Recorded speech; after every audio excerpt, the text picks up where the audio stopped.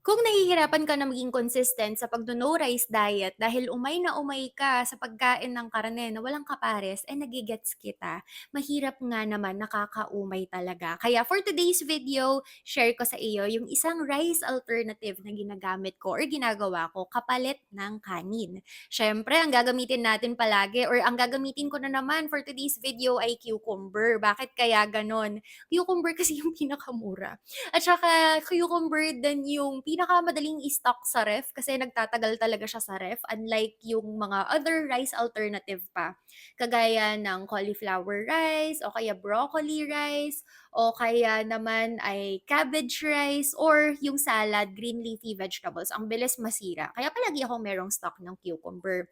Tapos, binalatan ko siya, pero optional step yun ha. Ang reason lang naman kung bakit ko siya binalatan ay dahil ang pangit ng balat niya. Nakita niyo 'di ba, parang sugat-sugat yung balat. Kaya tinanggal ko. Tapos reason lang din kung bakit tinatanggal ko yung buto, eh tinanggal ko na yung balat eh, tatanggalin ko na lang rin yung buto.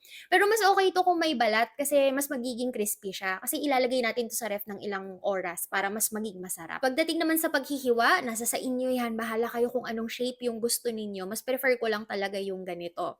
Now, yung next step natin ay lalagyan natin siya ng asin para, kasi 'di ba watery itong cucumber, kahit iwan mo sa strainer yan ng ilang oras, hindi mo mapipiga yung water na nasa loob ng cucumber. Yun yung magiging ano, yun yung magiging role ng asin. Kasi yung asin, kaya niya na hatakin yung water sa loob ng cucumber. Pero iwan muna natin siya for 5 to 10 minutes. Ayan na, marami na siyang mapupull out na water galing nga dun kay cucumber. Yung iba, medyo nagtataas ng kilay, lalagyan ng asin para matanggal yung water, tapos huhugasan naman, eh di bumalik yung water. Naku, hindi po.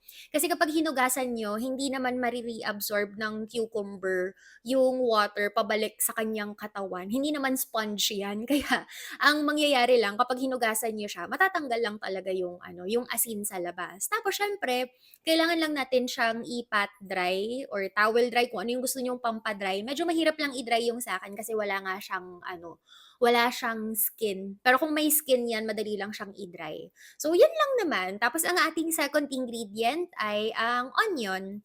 Yung red onion yung favorite ko na hinahalo dito kasi matapang yung lasa niya. Pero kung ayaw nyo ng matapang na lasa ng onion, pwede naman na yung puti na lang. Or puwedeng skip niyo na lang kung ayaw niyo talaga ng lasa ng onion. Ewan ko ba, parang feeling ko nale-level up palagi ng red onion lahat ng pagkain, lalo na kapag ipinapares ko siya sa cucumber.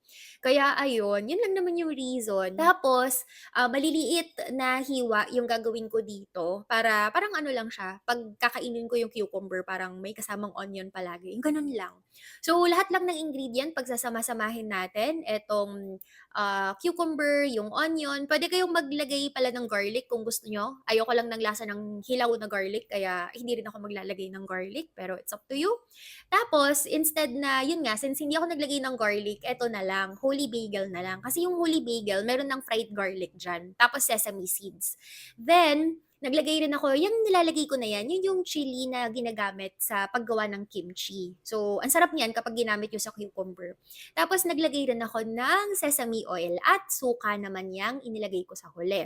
Tapos halo-halo. Kung ayaw niyo ng sesame oil, pwede kayong gumamit ng olive oil. Kaya lang, iba kasi yung lasa ng olive oil sa sesame oil and natry ko na silang pareho na gamitan sa ano, dito sa ganitong klase ng recipe at mas na-inlove ako dun sa lasa ng sesame oil. Kaya ayan, yun lagi yung ginagamit ko. Ayan, halo-halo lang. Hindi ko pa kakainin ito kasi hindi pa siya ganun kasarap. Mas maganda ilalagay muna natin siya sa ref.